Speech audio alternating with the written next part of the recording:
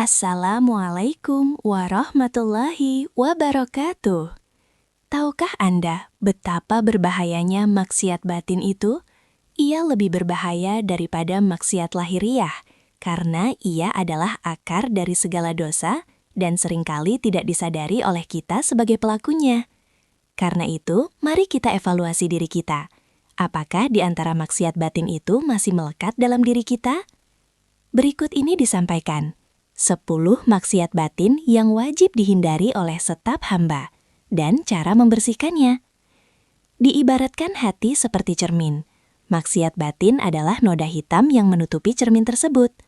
Jika noda sudah terlalu tebal, maka kita tidak bisa lagi melihat bayangan asli kita di cermin itu. Begitupun hati akan menjadi gelap, mati, dan tidak mampu lagi menerima cahaya kebenaran. Membersihkan hati atau tazkiyatun nafs adalah inti dari ajaran Imam Al-Ghazali. Dalam kitab Bidayatul Hidayah dan Ihya Ulumuddin, beliau merinci 10 maksiat batin ini sebagai penghalang utama antara hamba dengan Sang Pencipta.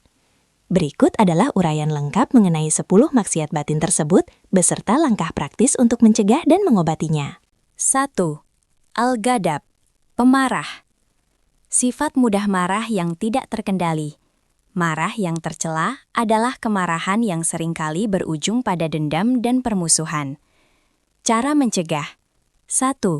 Membaca ta'awudz saat emosi memuncak. Saat mulai merasa emosi memuncak, bacalah A'udzubillahi minasyaitonirrajim.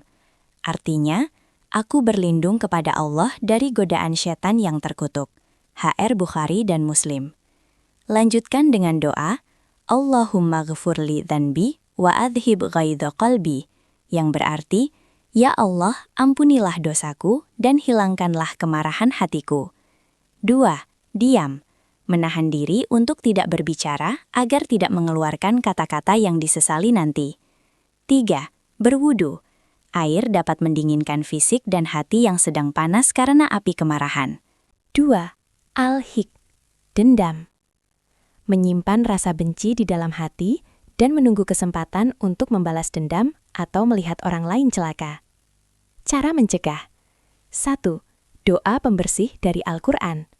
Salah satu doa paling mustajab untuk membersihkan rasa benci adalah yang termaktub dalam Qiyas Al-Hasyr 10. Bacalah dengan meresapi maknanya. Rabbana ghfir lana wa li ikhwanina alladzina sabaquna bil iman wa la taj'al fi qulubina ghillan lil ladzina amanu. Rabbana innaka ra'ufun rahim. Ya Rabb kami, beri ampunlah kami dan saudara-saudara kami yang telah beriman lebih dulu dari kami. Dan janganlah engkau membiarkan kedengkian atau ghil berada dalam hati kami terhadap orang-orang yang beriman. Ya Rabb kami, sesungguhnya engkau maha penyantun lagi maha penyayang. 2. Mendoakan kebaikan bagi orang yang didendami. 3. Memberi hadiah atau pujian. Rasulullah Shallallahu Alaihi Wasallam bersabda, saling memberilah hadiah, niscaya kalian akan saling mencintai. Memberi sesuatu kepada orang yang kita benci adalah obat pahit yang sangat efektif menghancurkan ego. 3. Al-hasad, dengki. Perasaan tidak senang melihat orang lain mendapatkan nikmat, dan berharap nikmat tersebut hilang dari orang itu. Hasad dianggap memakan kebaikan, seperti api memakan kayu bakar. Allah memerintahkan kita berlindung secara khusus dalam Qiyas Al-Falaq 5. Wa min syarri hasidin idza hasad. Dan dari kejahatan pendengki bila ia dengki. Cara mengobati hasad di dalam hati. Para ulama memberikan tips berdasarkan Al-Quran. 1. Ridho dengan pembagian Allah. 2. Membaca barokallah jika melihat orang lain sukses. 4. Al-kibar, sombong. Merasa diri lebih besar, lebih mulia, atau lebih baik daripada orang lain, serta memandang rendah sesama makhluk Allah. Ini adalah sifat yang sangat berbahaya, karena merupakan pakaian Allah. Allah berfirman dalam hadis qudsi, kesombongan adalah selendangku, dan keagungan adalah sarungku. Barang siapa yang menyaingi aku dalam salah satu dari keduanya, maka aku akan melemparkannya ke dalam neraka. Langkah-langkah untuk mengobati penyakit sombong di dalam hati. Mengenali asal-usul diri yang hina. bahwa manusia diciptakan dari setetes air mani. Qs An-Najm 32. Maka janganlah kamu menganggap dirimu suci. Dia mengetahui tentang orang yang bertakwa. 2. Mempraktikkan sikap tawadu, rendah hati, yang dipaksakan, misalnya dengan mendahului menyapa orang lain, membantu pekerjaan rumah tangga, membiasakan duduk dan makan bersama dengan orang-orang miskin. 3. Menyadari bahwa akhir hayat adalah rahasia Allah, husnul khotimah atau su'ul khotimah. 4. Doa meminta perlindungan dari sifat sombong. Ya Allah, jadikanlah aku kecil dalam pandanganku sendiri, rendah hati. Namun jadikanlah aku besar dalam pandangan manusia, berwibawa atau bermanfaat. 5. Al-ujub, bangga diri. Penyakit ujub, bangga diri sering disebut sebagai pencuri pahala, karena ia merasa bahwa kelebihan atau amal yang dilakukan adalah murni hasil kehebatan sendiri. Cara-cara mengobati penyakit ujub berdasarkan tuntunan para ulama. 1. Mengembalikan segala sesuatu urusan kepada sumbernya, yaitu Allah. Qs An-Nahl 53. Dan segala nikmat yang ada padamu, datangnya dari Allah. 2. Menyadari bahwa amal belum tentu diterima oleh Allah. 3. Mengingat dosa-dosa yang tersembunyi. 6. Hubbud dunia, cinta dunia. Penyakit hubbud dunia, cinta dunia secara berlebihan, adalah akar yang menumbuhkan berbagai cabang dosa lainnya, seperti hasad, sombong, ujub, hingga menghalalkan segala cara demi materi. Dalam sebuah hadis disebutkan, cinta dunia adalah pangkal segala kesalahan. Hadis riwayat Baihaqi. Cara mengobati penyakit hubbud dunia agar orientasi hidup kembali kepada Allah. 1. Memahami hakikat dunia dalam Al-Quran. Menyadari bahwa dunia hanyalah kesenangan yang menipu dan sangat singkat. Rasulullah SAW berpesan, jadilah engkau di dunia seperti orang asing atau pengembara. Hadis riwayat Bukhari. 2. Mengingat kematian. Setiap jiwa pasti akan mati. 3.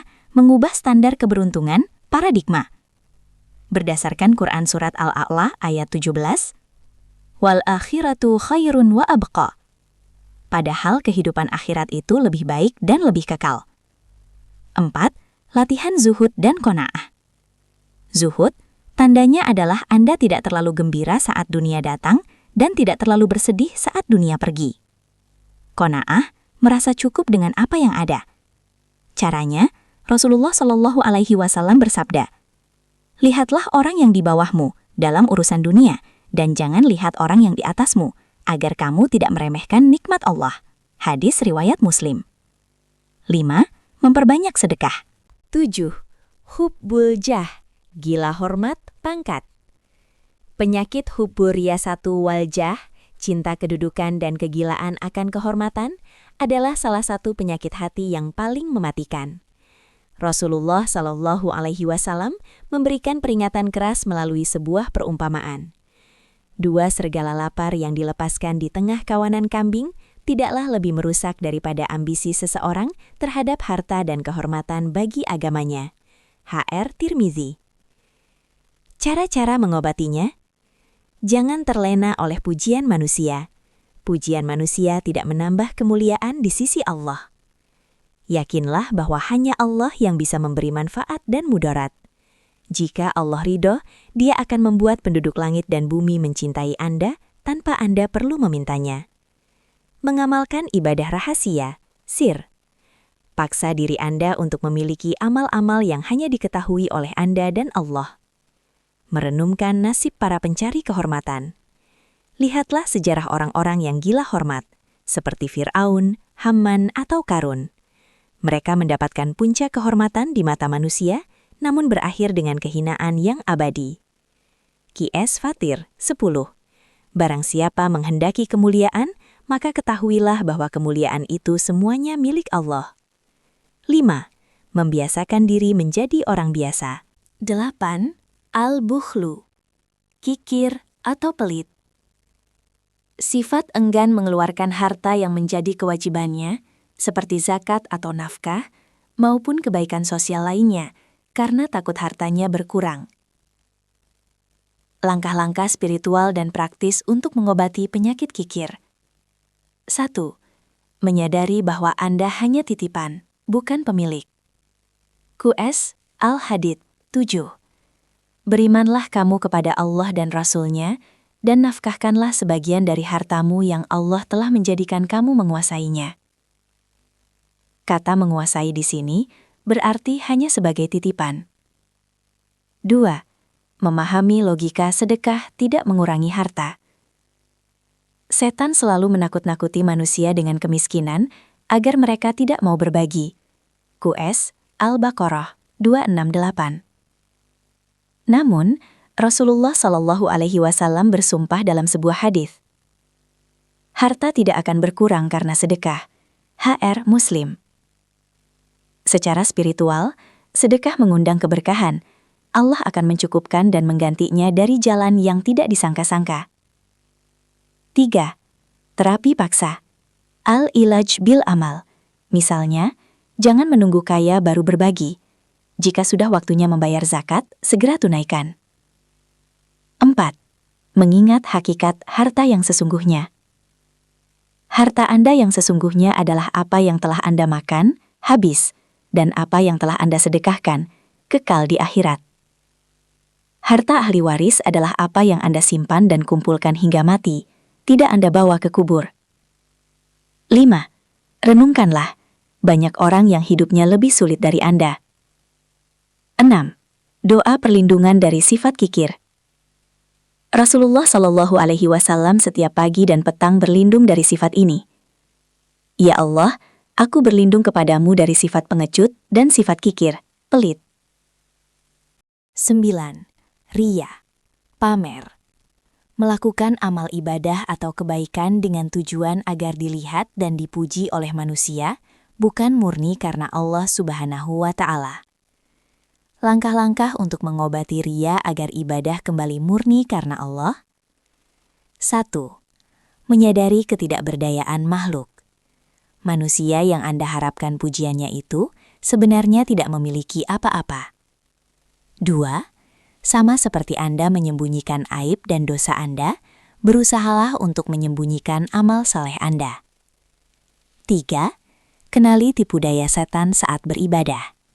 Setan memiliki banyak cara untuk menjerumuskan kita, maka belajarlah menyadarinya dengan segera dan lakukan perbaikan niat. 4. Ingatlah bahaya di akhirat. Dalam sebuah hadis, Allah akan berfirman kepada orang yang ria di hari kiamat, pergilah kalian kepada orang-orang yang kalian pameri di dunia, lihatlah, apakah kalian mendapatkan balasan dari mereka? HR Ahmad. 10. Al-Gurur, terpedaya. Gurur terpedaya oleh diri sendiri adalah jebakan tingkat tinggi karena biasanya menyerang orang-orang yang taat, berilmu, atau memiliki status sosial yang tinggi secara agama. Cara mengobatinya: 1. Menyadari bahwa nasab tidak memberi syafaat tanpa amal. Jika Anda merasa selamat karena garis keturunan, ingatlah QS Asy-Syu'ara 88-89, yaitu pada hari di mana harta dan anak-anak tidak berguna, kecuali orang-orang yang menghadap Allah dengan hati yang bersih, Qalbun Salim. 2. Jangan terpedaya oleh banyaknya amal. Sadarilah bahwa ibadah kita, jika ditimbang, tidak akan pernah cukup untuk membayar satu nikmat yang Allah berikan. 3. Berharap akhir yang husnul khatimah. Para ulama sangat takut pada konsep su'ul khatimah, akhir yang buruk. Merasa pasti selamat adalah tanda kesombongan. 4. Mengevaluasi kualitas bukan kuantitas, ikhlas. 5. Menyadari bahwa ilmu adalah hujjah, beban. Jika Anda merasa hebat karena ilmu, ingatlah bahwa orang yang pertama kali dilemparkan ke neraka adalah seorang alim yang berilmu, namun ia mencari ilmu agar disebut hebat oleh manusia. Semoga Allah Subhanahu wa Ta'ala menjauhkan kita dari seluruh maksiat batin ini dan membersihkannya bila masih melekat pada diri kita, walau sebesar biji jarah pun. Amin ya Robbal Alamin. Wassalamualaikum warahmatullahi wabarakatuh.